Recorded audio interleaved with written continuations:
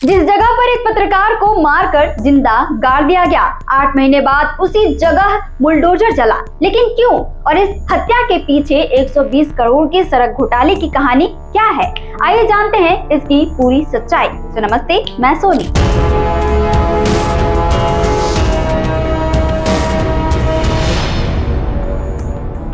छत्तीसगढ़ के बीजापुर में पत्रकार मुकेश चंद्राकर हत्याकांड मामले में प्रशासन ने बड़ा कदम उठाया। जिस बाड़े में मुकेश चंद्राकर की हत्या की गई थी, उसी पर सोमवार को बुलडोजर चला दिया गया। चट्टानपारा इलाके में सरकारी जमीन पर बने इस बाड़ी में 11 कमरे खड़े किए गए थे, जिन पर मुख्य आरोपी सुरेश चंद्राकर का कब्जा था। एसडीएम जागेश्वर कौशल ने बताया कि इसी बाड़े में पत्रकार की हत्या कर शव दफनाया गया था। कई नोटिस और हाईकोर्ट से याचिका खारिज होने के बाद आखिरकार प्रशासन ने कार्रवाई की।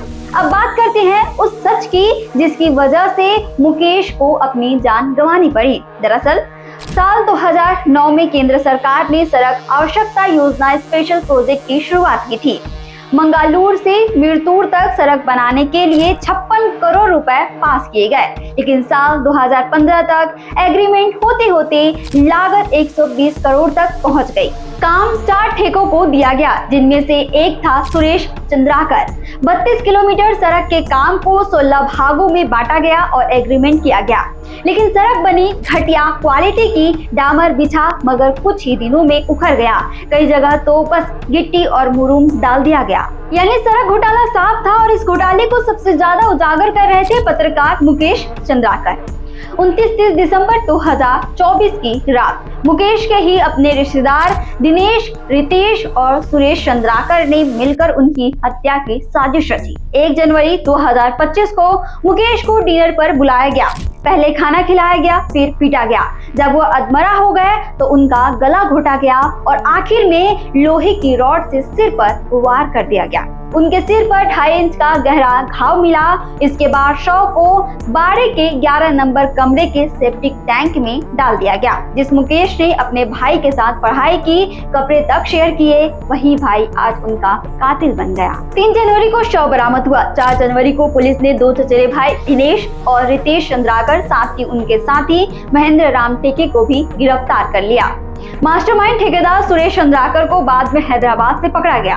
पुलिस ने 100 से ज्यादा कॉल डिटेल के रिकॉर्ड निकाले, 50 से ज्यादा लोगों से पूछताछ की गई। एसआईटी ने यहां तक कि एआई और OSINT टूल का इस्तेमाल भी किया। आरोपियों ने मुकेश का मोबाइल 50 किलोमीटर दूर तुमनार नदी में फेंक दिया था ताकि पुलिस को गुमराह कर सके, लेकिन तकनीक ने सब कुछ उजागर कर दिया। पूछताछ में आरोपियों ने कबूल किया कि मुकेश लगातार उनके ठेका काम में घोटाले को उजागर कर रहा था। सरकारी एजेंसियां भी जांच शुरू कर चुकी थी। यही वजह थी कि सुरेश चंद्राकर और उनके भाइयों ने मिलकर मुकेश को हमेशा के लिए चुप करा दिया। अब हत्या के 8 महीने बाद प्रशासन ने बड़ा कदम उठाया। जहां मुकेश को मारकर दफनाया गया था, उसी बाड़े पर बुलडोजर चला।